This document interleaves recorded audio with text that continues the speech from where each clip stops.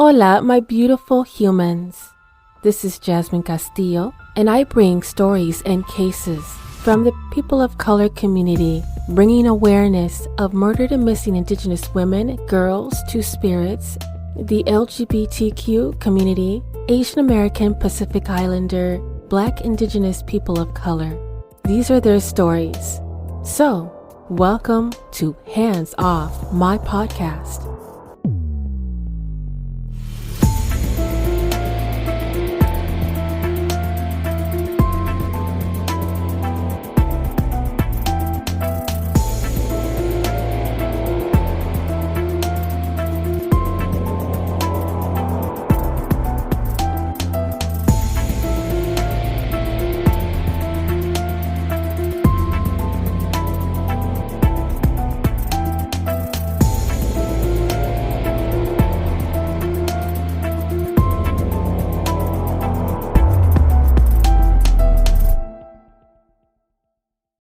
Paula was a wonderful sister, a wonderful aunt, a dedicated nursing assistant. She loved life and she had everything she ever wanted. She was able to treat herself with vacations and traveling. Unfortunately, in September of 2019, Paula was prepared to take a connecting flight out of the Dallas-Fort Worth International Airport. Then, she walked out of the terminal and was never seen again.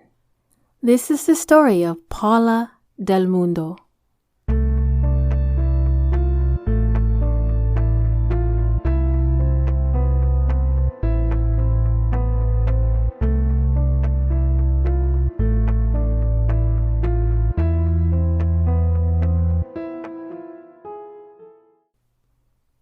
As we continue the month of June, we are celebrating Pride Month. The episodes in June are all pertaining to the LGBTQ two spirits. Paula Del Mundo falls under transgender woman. And I would love to provide some education, just some tidbits that would be very informative as we continue on talking about the story of Paula. LGBTQ people, transgender, are disproportionately facing discrimination and violence in the United States. What does it mean to be a transgender? A transgender person, or person whose gender identity is different from the gender they were thought to be at birth. Trans is often used as a shorthand for transgender. So for example, when we're born, the doctor automatically identifies whether we are male or female based on our anatomy. But some people's gender identity, their innate knowledge of who they are, is different from what is initially expected when we are born. A transgender woman lives as a woman, but was thought to be male when she was born. A transgender man lives as a man, but was thought to be female when he was born. And what is the difference between sexual orientation and gender identity? Gender identity and sexual orientation are two different things. First, gender identity refers to our internal knowledge of our own gender. If our knowledge is that we are a man, or woman, or another gender. And sexual orientation has to do with whom we are attracted to.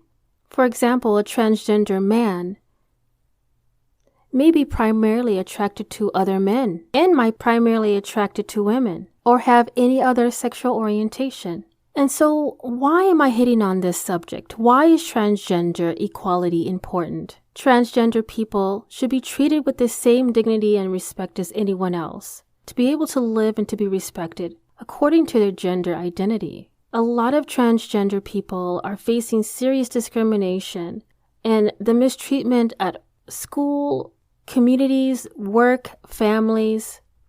There is 331 reported murders of trans and gender diverse people in 2019, which is 10% of the murders are from Texas. I will also provide additional resources on frequently asked questions in regards to trans equality, as well as other additional information that I would love for you to educate and support and understand and embrace.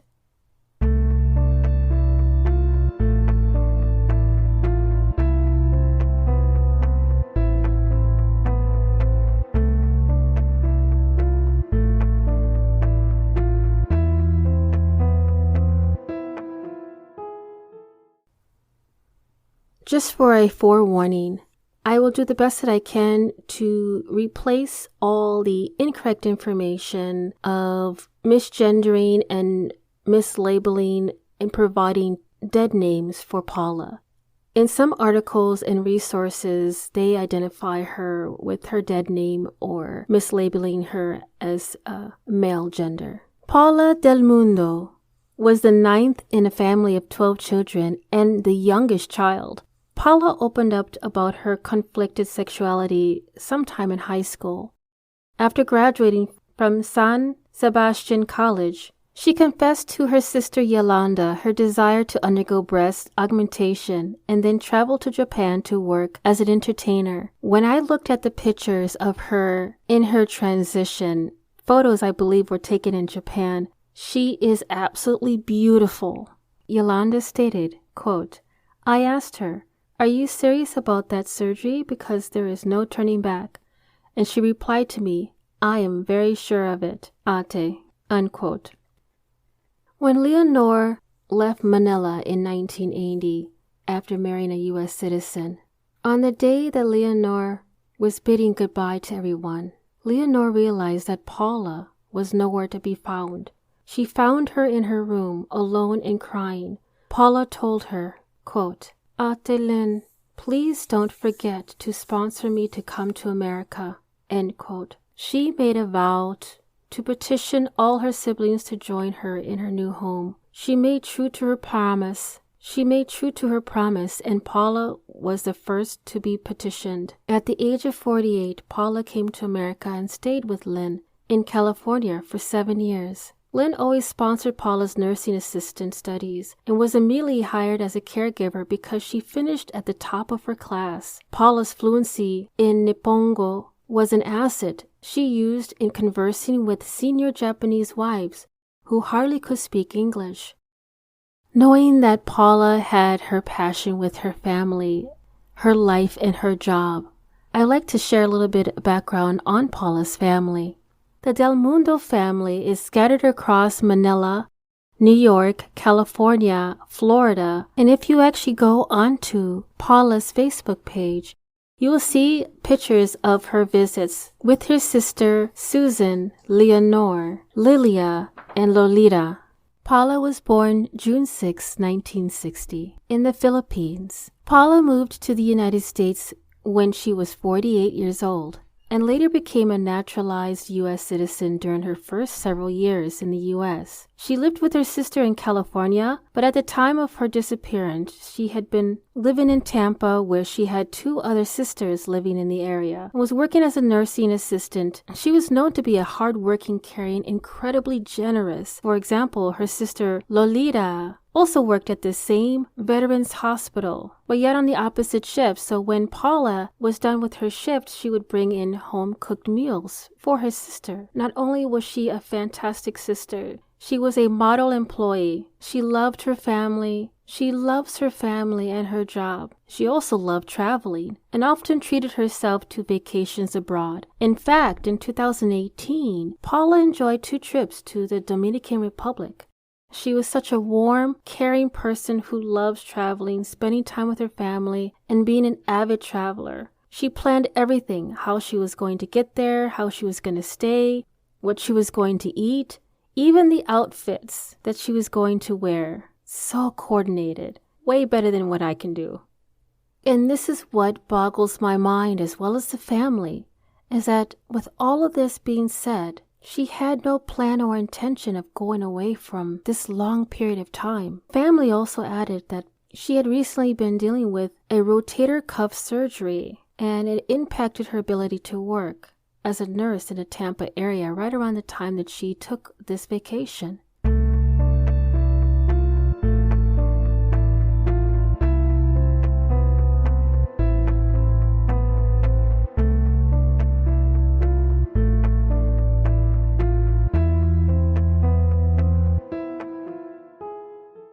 Paula Del Mundo had a connecting flight at the Dallas-Fort Worth International Airport, and family were surprised when they received a frantic call and text around the time of her landing to the DFW, also known as Dallas-Fort Worth International.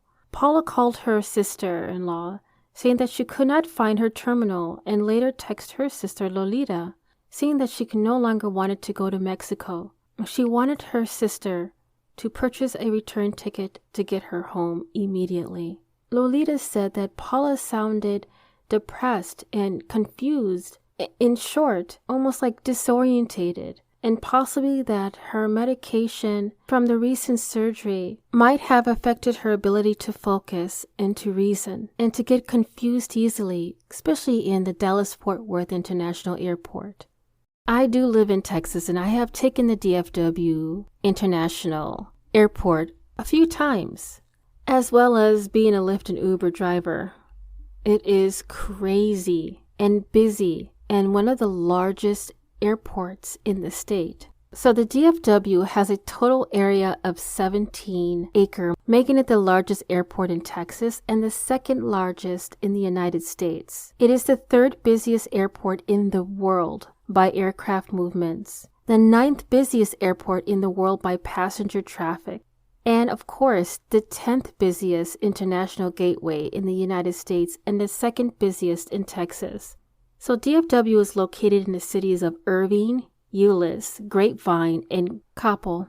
This airport is so huge. It has its own post office zip code and United States Postal Service city designation. It has its own police, its fire protection, and emergency medical services. Yeah, it's that big, y'all. And when they say everything's bigger in Texas, that ain't a joke. So I completely understand how someone can get turned around easily at the DFW International Airport, especially if they're not familiar with the layout.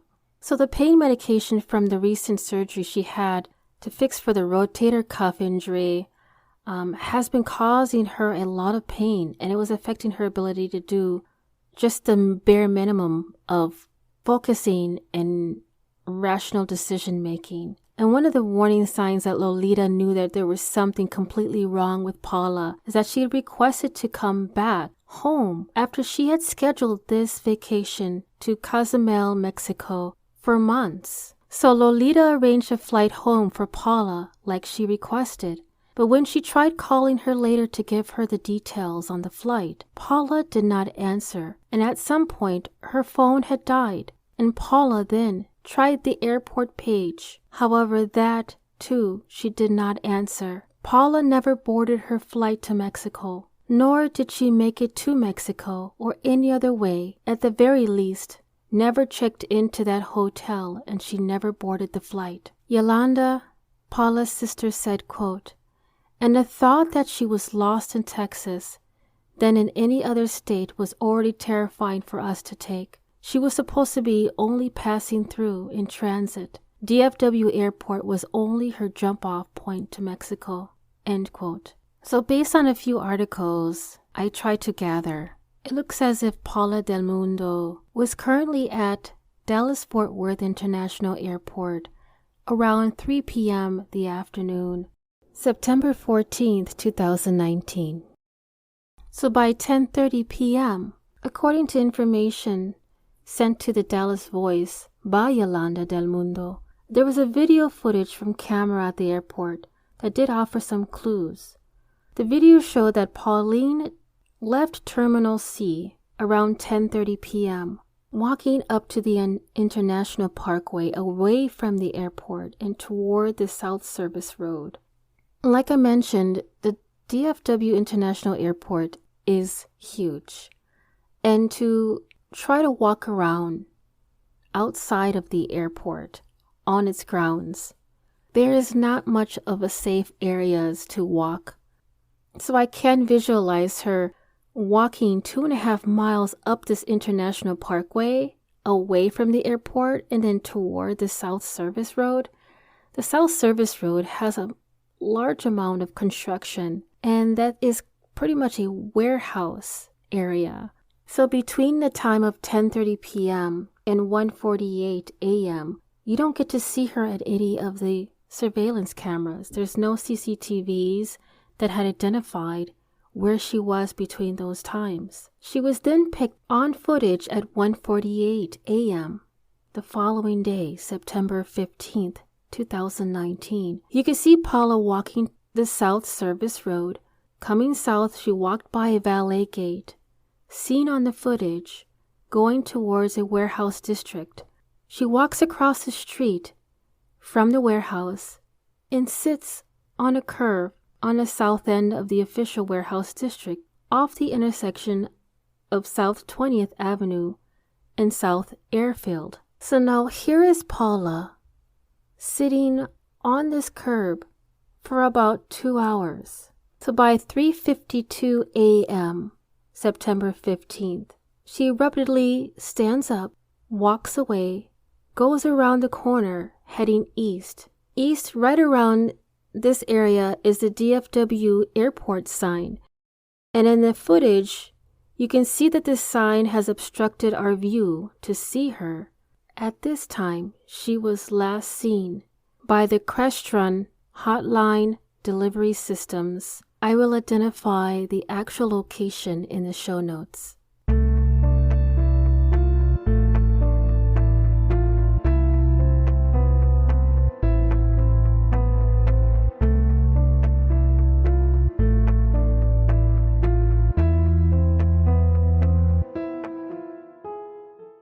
So if we review this again, this actual location and its intersection is surrounded, like I mentioned, construction, warehouses, ditches, swampy area, wooded bush area, ravines. This is very hard to do any type of searching, especially when you have a small amount of people doing that search. But nonetheless, it is not impossible. So what has the family done in this search?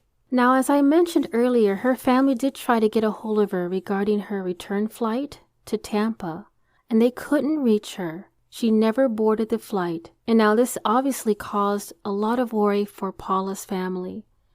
They decided to take action immediately and filed a police report, putting Paula on the National Missing and Unidentified Persons Systems, or NAMUS, to give law enforcement at least some lead and information. In some of the articles, as well as some of the missing reports, they've misgendered or dead-named Paula Del Mundo. The only time that this would be relevant is because Paula, even though she was full transitioned, she had not legally changed her name. So on her passport or our ID will have her birth name, which is Paulino Norberto Del Mundo Japor Jr. She is listed like this through the Charlie Project as well as NAMUS. Yolanda and her sisters announced the tragic news on Facebook, and from that moment on, their walls have become a streaming repository of police updates, photos, people to contact, news reports, messages of encouragement and support of all sorts of questions which they had painstakingly answered. Lolita also filed a report at the Tampa Hillsborough County, where Paula was a resident of the area. On September 20th, Lolita and Yolanda decided to go to the DFW and do their own search and contacted the airport authorities.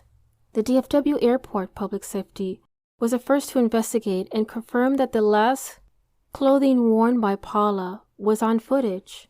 And during Lolita and Yolanda's stay here in DFW, they were able to have contact and media interviews with the local LGBTQ community. Also during this time, FBI agents from the Dallas field office combined their search efforts with canines, but they were not able to pick up any trace of Paula. Investigators also checked bus routes and other rideshare services. Paula was on the edge of the airport property, and if the last footage was identified that she was in that area by the warehouses, there would at least be some information or footage of her being picked up. But the last footage that we see is her walking behind the DFW signage and disappearing. Her family worries that she may have been a victim of a hate crime, either because she was transgender or a person of color, or most likely both. And in fact, Dallas, Texas has one of the most alarming numbers of hate crimes against trans women.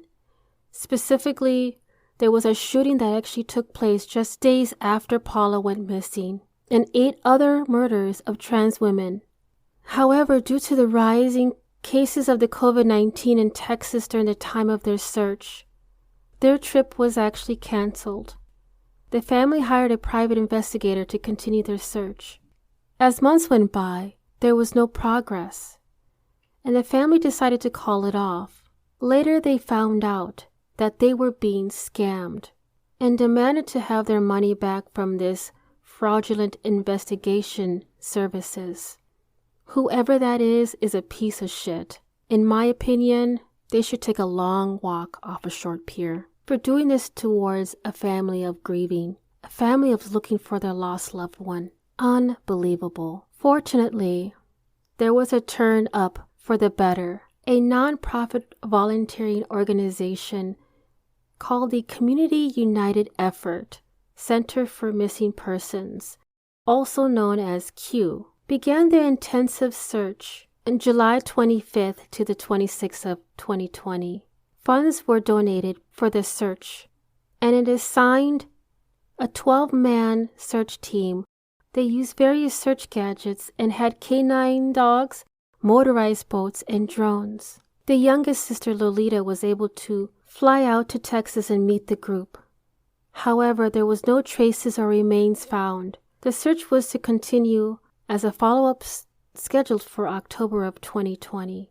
Another group called the Malaya Movement, they were assigned a caseworker, Kaiti Leward, who was able to track down the exact spot where Paula was last seen.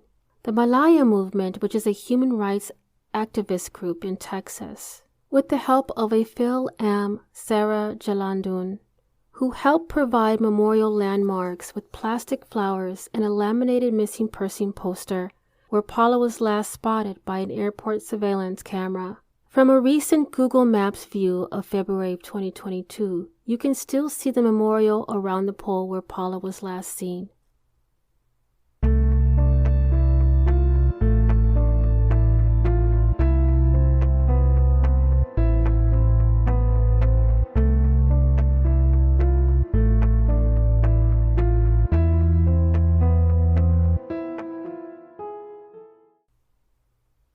Okay, so here are the questions that I have gotten either through reading articles and resources as well as my own opinions. What could have happened? And one of the things that CCTV footage caught while Paula was aimlessly walking through the huge DFW airport premises, there was a point where she had a yellow nautical bag with her. Earlier that day, there's a point where she just walked away from her bag. She still had luggage, I believe, on her next flight to Cozumel, Mexico. But as you would see the security footage, she walks out of the terminal and outside of DFW's International Airport with no nautical bag, but she did have her wallet with her. So what happened to that bag?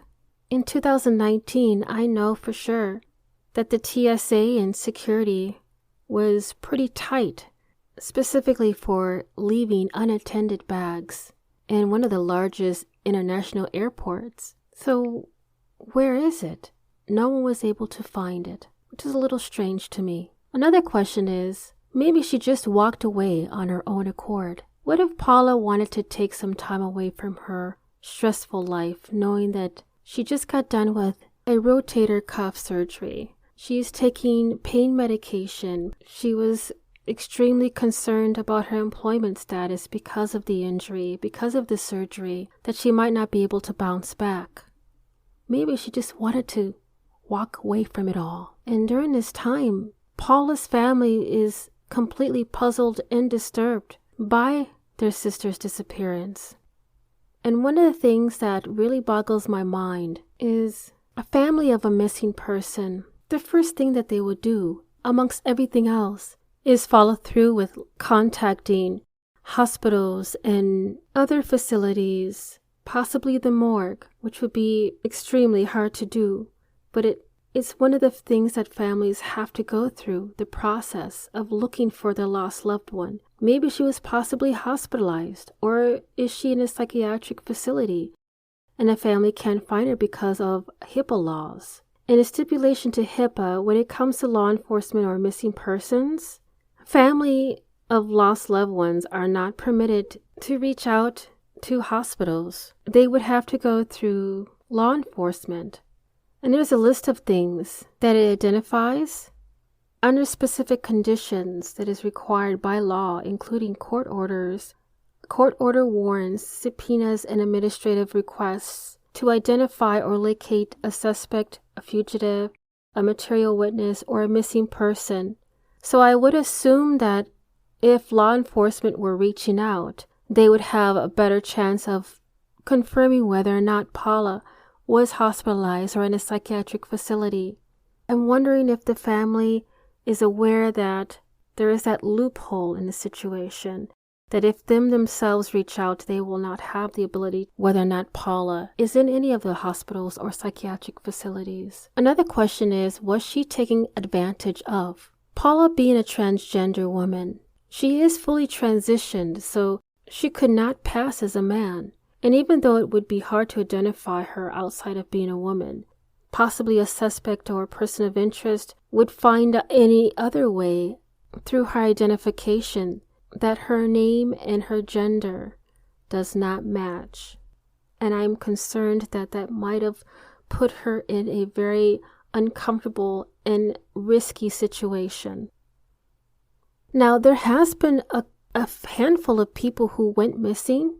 One trans woman particularly, she went missing in March 24th, 2022, from North Bay Village, Florida. 6 days after she went missing, she was found in Texas, March 30th, 2022. Another person was reported missing. She went missing on December 7th, 2019. She herself was actually in the DFW International Airport, also on a layover in Dallas, flying to see her family in Washington, D.C., and she was found 2 days later in Texas. So there is a possibility that Paula is out there. The other question is, what type of medication was she taking? Her family identified that she had a rotator cuff surgery a while ago. It might have been some pain medication, knowing that there is some types of medications that can affect at high altitudes that could provide side effects if they're mixed with sleeping pills, or based on some resources on researching on medication and high altitude, specifically dealing with sleeping pills. Some particular sleeping pills induce memory lapse. Person has no memory for the next several hours. As such, I wonder if something similar could have happened to Paula. Given the effects of certain meds, it would have been easy for her to wander off or fall prey to someone with not so good intentions. This could be a really interesting theory. Another question is, what if she is found, but because of DNA, she is misgendered by her identity? Maybe she is mislabeled as an unidentified male. One place I would love to refer any and all who have a missing or lost loved one that falls under transgender or gender nonconforming to reach out to the Transdo Task Force. They are a nonprofit organization. They currently find individuals that might have slipped through the cracks and have a chance to identify them with the latest advances in forensic science and technology.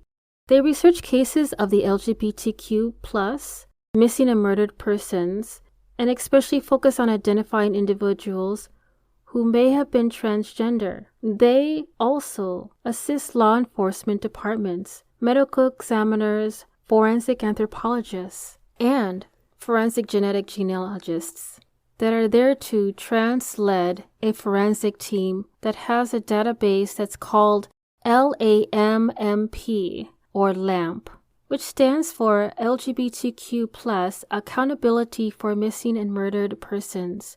Now, this database provides missing and murdered in the unclaimed LGBTQ+ people, and is created for and to serve the community. It helps attempt to match any unidentified persons or missing persons cases throughout the United States, and I believe that they're extending their database to Canada as well. I will also provide this in the show notes. One of the things that I I've come across in a lot of other episodes, and this is something that a lot of families of missing and lost loved ones have come up against. When to report you're missing. It is extremely crucial to begin an investigation within 72 hours. And based on an ABC News article, it is imperative to start the investigation as quickly as possible. It protects the integrity of the evidence. When a law enforcement has fresh memory, fresh leads, they're able to get as much information from witnesses in identifying the last whereabouts of the lost, missing loved one. The victim could be in grave danger, possibly involved in human trafficking or any other dangerous situations. Investigators have a procedure to determine if the case is urgent. Once the police receives the call on a missing person, they begin to evaluate whether it's urgent, crucial matter based on case-by-case situations. So the more information you give to law enforcement, the better. And one of the things that I wanted to also address is that, and I've noticed that there's a break in that trust between civilians, family members, and law enforcement. And this is directly to the law enforcement. When a family is coming to you, identifying that the missing person, their lost loved one, has a background of a runaway, if they're a high-risk lifestyle, I don't care if they're purple with polka dots and you just don't like polka dots. You are not there to judge based on what a person does, looks like, or has done. This is a lost loved one's missing person. Treat it as if it is your relative that's missing. Once you have that mindset, then you will put as much effort as possible to find that person. Next, media coverage makes a huge difference. Get that information out there. Like my mother said, the squeaky wheel gets the oil, which means getting the word out to public right now as much as you can in all the social media platforms that you can. To get the recognition, to get the information out there, the quicker the missing person will be found and brought home. Social media plays a huge role in missing person cases, and unfortunately there is a pros and cons in regards to that. Women receive nearly 12 times more media coverage on average than male victims. Unfortunately, there is a phenomenon called missing white women syndrome. White young female victims, often college co-eds or mothers, definitely get the most amount of attention, 3 times as much total media attention than a minority. However, I don't have the proper percentage on when it comes to dealing with someone who is from the LGBTQ community. Yet, in 2016 report found that Black trans women face the highest rate of violence, making up 72% of all trans victims' attacks between 2010 and 2016. Although that the FBI added gender identity as a category in its 2014 annual hate crimes report, gender identity is not tracked along with its other self-reported homicide statistics. So not even that the FBI missing person website keeps tracks of transgenders or gender non-conforming persons that are currently missing, not to mention also that the majority of the transgenders are misgendered or dead named in their posters, which makes it harder for them to be identified. Lastly, it is not necessary to wait 24 to 48 hours before filing a report. When you file a report, you give the law enforcement as many detailed descriptions and information, physical appearance, their height, their weight, their age, identifying marks, tattoos, birthmarks, a clear photo of the missing person. Provide law enforcement details on the mental stability and the history if they are runaway, if they're a high-risk lifestyle. It does not matter. Law enforcement, moving forward, that shouldn't matter.